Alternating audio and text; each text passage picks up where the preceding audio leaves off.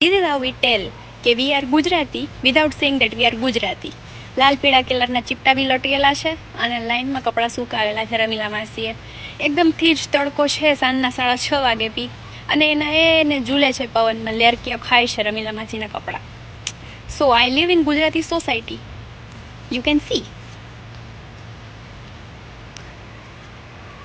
So Canada is not Canadian anymore. કેમ કે વી ગુજરાતીઝ અને ખાસ કરીને પટેલ્સ, અમારી સોસાયટીમાં 80% પટેલ છે. 80% છે ને પટેલ છે.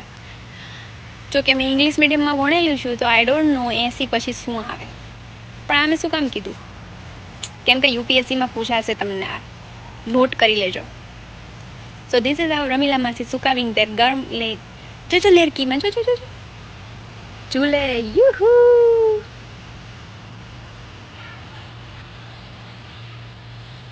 સો ધીસ ઇઝ અમારો બેકયાર્ડ અને રમીલા માસી ઇઝ અવર પાડોશી.